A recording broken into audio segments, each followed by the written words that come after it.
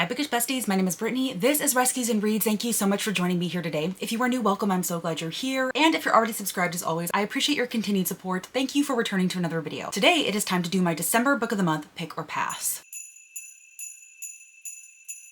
Alright friends, well, Book of the Month decided to surprise us early and drop the books on November 27th, and that is actually when I'm filming this video. I had no plans on filming this today, but as soon as I saw that the books dropped, I was like, yes, let me go ahead and film this so that I can actually get this video up on time. Now, I'm actually pretty pleased with how well I did with these predictions, and I know what you're thinking. You're thinking, Brittany, you hardly got any of the individual book predictions correct, and you would be right. However, if you remember when I did the December Book of the Month predictions, I said that ultimately I believed that Book of the Month was going to do what they want, and they were primarily going to feature early releases from January, or that they were going to feature releases from earlier in the year, and that is basically exactly what they did. That is also what they did in December of last year, which is what made me think they were going to do it again this year. So I am not at all surprised that I really didn't get very many of the specific books correct. I did get a couple correct, but I didn't do nearly as well as I tend to do every month. So Book of the Month definitely did what they wanted to do this month, and we are going to talk about it right now. Now, as of this moment, I haven't actually officially placed my order for the December Book of the Month box. I'm deciding on what exactly I want, if I want to skip, etc. But as I go through all of the selections for the month, I will indicate whether or not I am considering adding them to my box. So without further ado, let's go ahead and get into the selections. So the very first curated monthly selection for the month of December is an early release that comes out on January 7th. It is a literary fiction called Homeseeking by Carissa Chen. This says, Haiwen is buying bananas at a 99 Ranch Market in Los Angeles when he looks up and sees Suchi, his Suchi, for the first time in 60 years. To recently widowed Haiwen, it feels like a second chance, but Suchi has only survived by refusing to look back. Suchi was 7 when she first met Haiwen in their Shanghai neighborhood, drawn by the sound of his violin. Their childhood friendship blossomed into soul-deep love, but when Haiwen secretly enlisted in the Nationalist Army in 1947 to save his brother from the draft, she was left with just his violin and a note, "Forgive me." Homeseeking follows the separated lovers through 6 decades of tumultuous Chinese history as war, famine, and opportunity take them separately to the song halls of Hong Kong, the military encampments of Taiwan, the bustling streets of New York and sunny California, telling Haiwen's story from the present to the past while tracing Suchi's from her childhood to the present, meeting in the crucible of their lives. Throughout, Haiwen holds his memories close while Suchi forces herself to look only forward, neither losing sight of the home they hold in their hearts. Alright, so this is one that I have actually added to my box, and I do think that I am going to get it for the month of December. As a little bit of a spoiler for the video that I'm going to do where I recap my 2024 goals and talk about my goals for 2025, one of my goals for 2025 is going to be conscientiously reading more diversely. And so this book, I would say, is just a tiny bit out of my comfort zone because it is going to be on the more literary side, but I do love a good character-driven narrative, and I do love these complicated family dynamics, and it feels like it's going to explore that because we have 2 people who fell in love when they were young, and then they have been separated by time, they've been separated by decades, and now they are going to reunite, and I'm really interested to see how that comes about. So I think that this is going to be a great one. It's going to tug at my heartstrings, and it comes out in January. I'm going to need to wait until then for the audiobook, but I think that that will be a perfect selection to start out the year with. One of the selections that I did get correct was a contemporary fiction called Definitely Better Now by Ava Robinson. Because I did speak about it in my prediction video, I am not going to go into the synopsis again. I'm just going to read this quick blurb here that says, a cathartic story of a woman who, 1 year sober, faces new challenges and learns to accept what she can't control. This is not one that I am interested in adding to my box. However, I do believe that it's going to touch upon some harder hitting elements like alcoholism, starting over, and things like that. So I'm interested to hear other people's thoughts on this story as they read it. All right, and then this next one is actually another early release for January. It is the newest thriller release from Alice Feeney called Beautiful Ugly, and I'm definitely not surprised to see this here. It would have certainly been a prediction in January when I did those predictions, but I'm also kind of disappointed to see it here just because I have officially broken up with Alice Feeney. I don't plan on reading any more from her, and I was doing a project this year where I read every single thriller book released by Book of the Month. I feel like I can say that now because you are soon going to see the culmination of that video where I tier rank all of the thrillers that Book of the Month released, and so I was just kind of waiting until Book of the Month did release their December selections, and I was going to read whatever final thrillers were released, but I couldn't even really read this one because I need the audiobook for it, and this is not going to come out until January, so that's kind of a bust, and I'm not going to read it, which I'm a little bit relieved by because I didn't want to read this one anyway. All of that to say, I definitely did not add this one to my box, but here's the synopsis of it. It says, wives think their husbands will change, but they don't. Husbands think their wives won't change, but they do. Author Grady Green is having the worst day of his life. Grady calls his wife to share some exciting news as she is driving driving home. He hears Abby slam on the brakes, get out of the car, then nothing. When he eventually finds her car by the cliff edge, the headlights are on, the driver door is open, her phone is still there, but his wife has disappeared. A year later, Grady is still overcome with grief and desperate to know what happened to Abby. He can't sleep and he can't write, so he travels to a tiny Scottish island to try to get his life back on track. Then he sees the impossible, a woman who looks exactly like his missing wife. All right, so I guess we're going to be led to believe that his wife has maybe faked her own death, but who knows what the actual reason is. I know a lot of people are really going to be excited about seeing this one here, and there are some really big Alice Feeney fans out there. She is just not an author for me, and again, I would not consider adding this one to my box. All right, and then we actually have a holiday read featured. It is put in the romance category. It is called The Most Wonderful Crime of the Year by Allie Carter. And fun fact is that I'm actually reading this book right now. I recently visited Houston to go to the Texas Renaissance Festival. Texas is where Murder by the Book is, which is a really popular bookstore that primarily centers around mysteries, thrillers, and things of that nature. And they had this book in store and it was signed by the author. And I originally had no interest in picking this up or reading it, but I love the fact that Murder by the Book is actually mentioned on page briefly within this story. So I thought it would be a really fun way to support the bookstore and also kind of take home a souvenir from that bookstore. So I did pick up The Most Wonderful Crime of the Year and I'm really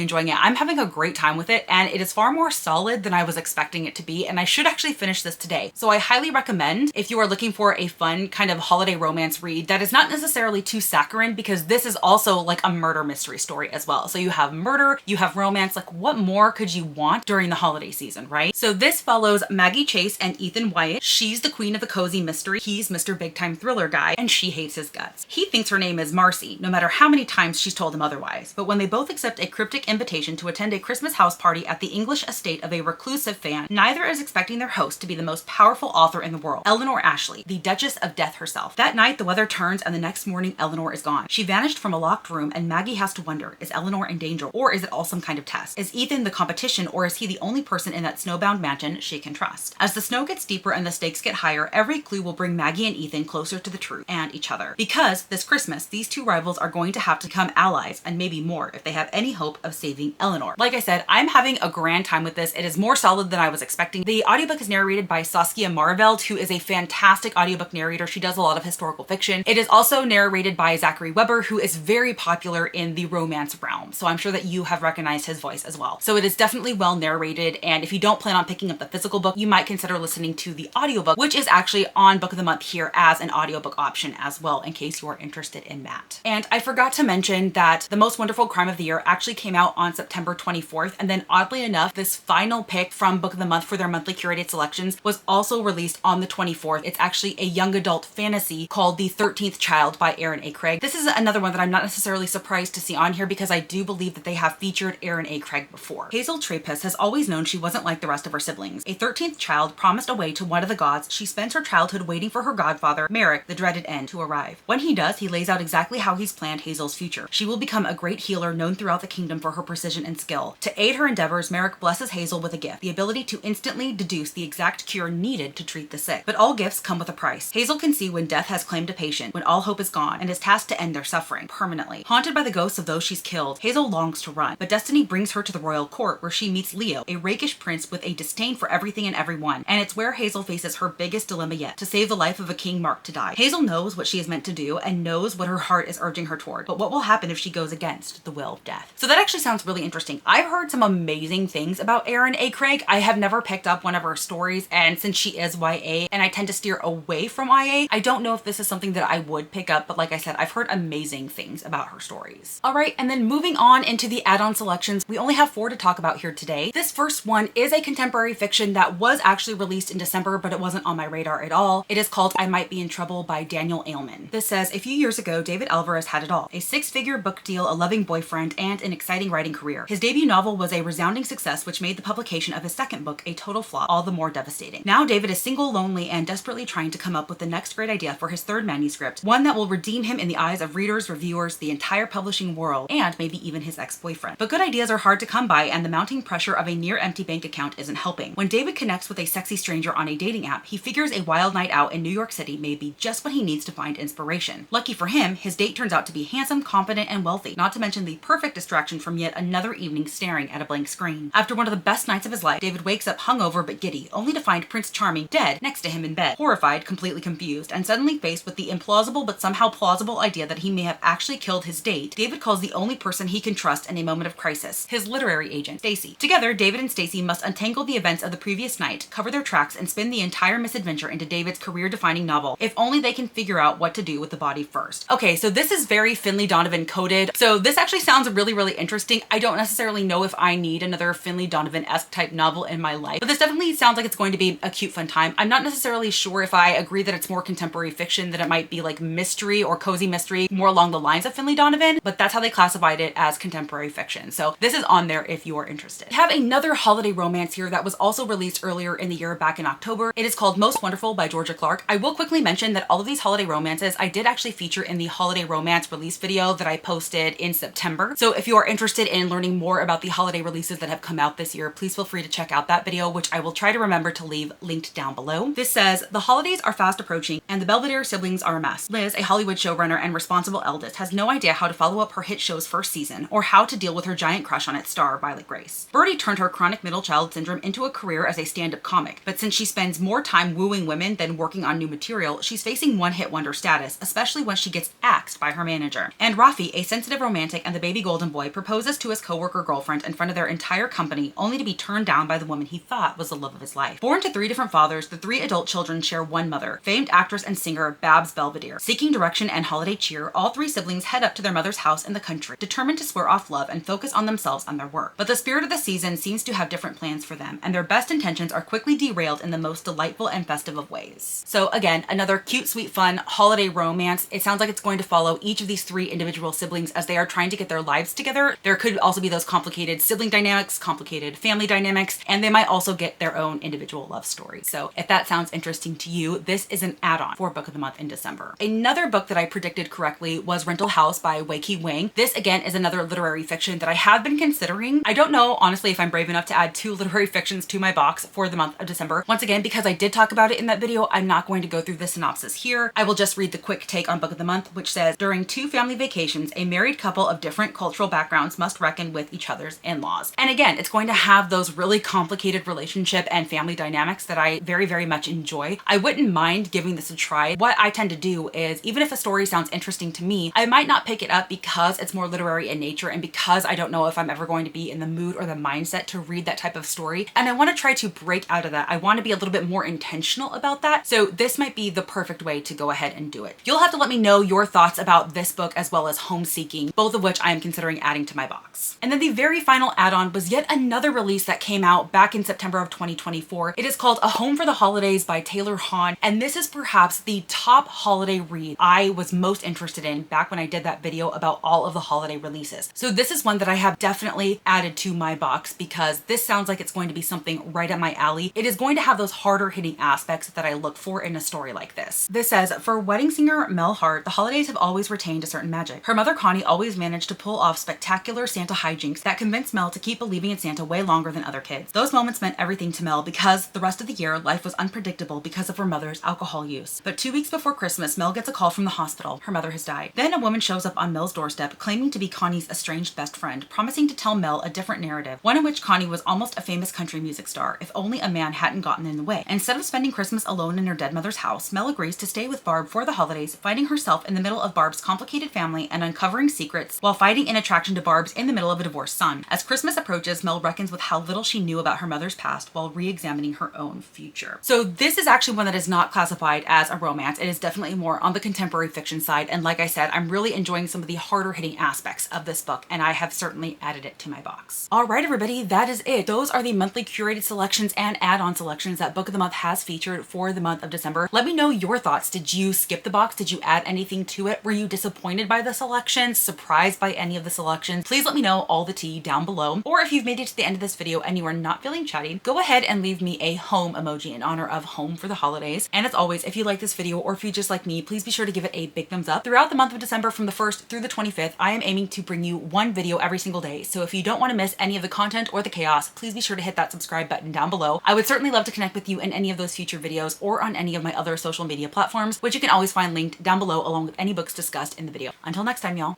Bye.